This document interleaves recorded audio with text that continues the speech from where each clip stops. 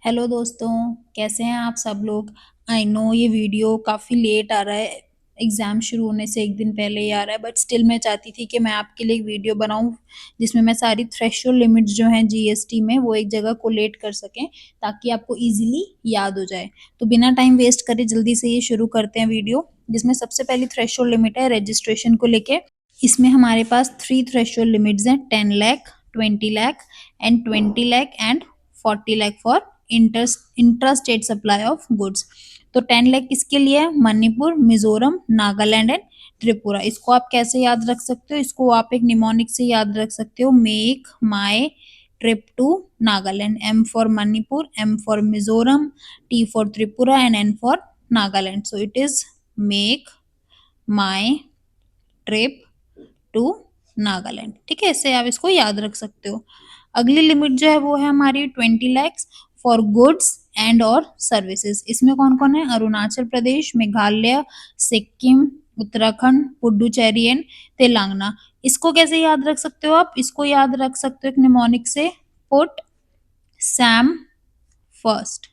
तो जो कैप्स में है वो स्टेट्स डिनोट करते हैं, P for Puducherry, U for Uttarakhand, T for Telangana, S for Sikkim, A for Arunachal Pradesh and M for Meghalaya. तो इसको याद रखने के लिए क्या निमोनिक्स रहेगा? Put Sam first. आप इसको नोट कर लेना कहीं पे, ठीक है। एंड थर्ड जो है वो है 20 lakhs for supply of services and और गुड्स और both, and 40 lakhs in case of intra state supply of goods. तो इसमें कौन आती है? बाकी की 3 हमारी स्पेशल कैटेगरी स्टेट्स, जो कि है Jammu and Kashmir, Assam and Himachal Pradesh plus all other states. Okay, तो ये 3 लिमिट्स हैं, आपको स्टेट वाइज थोड़ा सा याद करना पड़ेगा। इनके लिए आप याद कर सकते हो make my trip to Nagaland, इसके लिए आप याद कर सकते हो पुट सैम फर्स्ट। तो बाकी की जो स्पेशल कैटेगरी स्टेट्स हैं, Jammu and Kashmir, Assam and Himachal Pradesh plus all other states, इनके लिए क्या लिमिट है? 20 lakhs and 40 lakhs. Okay, next threshold limit है हमारी कॉम्पोजिशन लेवी को लेके। तो इसमें भी 3 लिमिट्स हैं हमारे पास, 75 लाख, 1.5 करोड़ एंड 50 लाख। तो सबसे पहले 75 लैक्स एंड 1.5 करोड़ देखते हैं, ये बेसिकली गुड्स के लिए है, और 50 लाख जो है वो सर्विसेज के लिए। So for special category states except Assam, Himachal Pradesh and Jammu and Kashmir, ऊपर भी हमने ये तीनों स्टेट्स ही छोड़े थे, जम्मू एंड कश्मीर, असम एंड हिमाचल प्रदेश, और यहाँ पे भी यही तीनों स्टेट्स छोड़े हैं, असम, जम्मू एंड कश्मीर, हिमाचल प्रदेश एंड असम। तो इनको छोड़ के बाकी सबकी स्पेशल कैटेगरी स्टेट्स के लिए क्या लिमिट है? 75 लैक्स।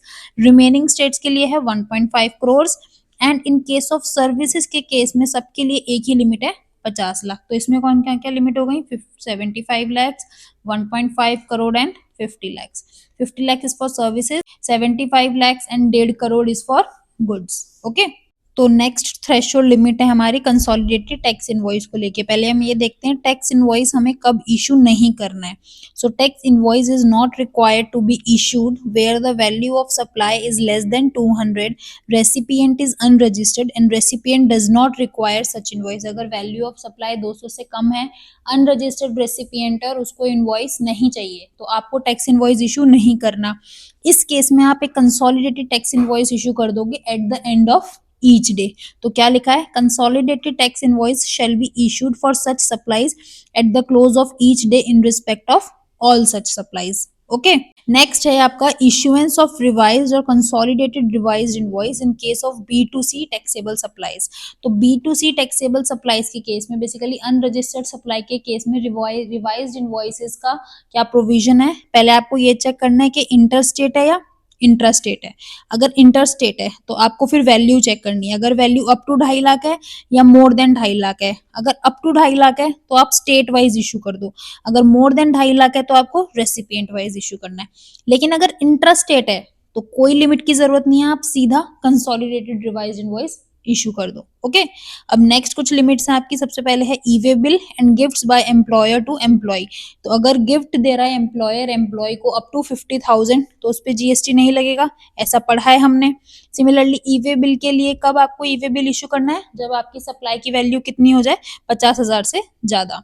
टीडीएस के केस में 2.5 लाख है, टीसीएस के केस में कोई नहीं है, and QRMP scheme and E invoicing के लिए लिमिट है 5 करोड़।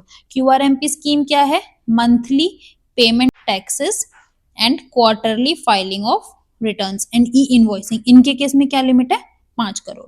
सो आई होप ये लिमिट्स आपको याद हो जाएँ इस चार्ट के फॉर्म में। And all the best guys for your exams, खूब अच्छे से एग्जाम्स देना, सब कुछ बहुत अच्छा होगा। Okay, bye bye.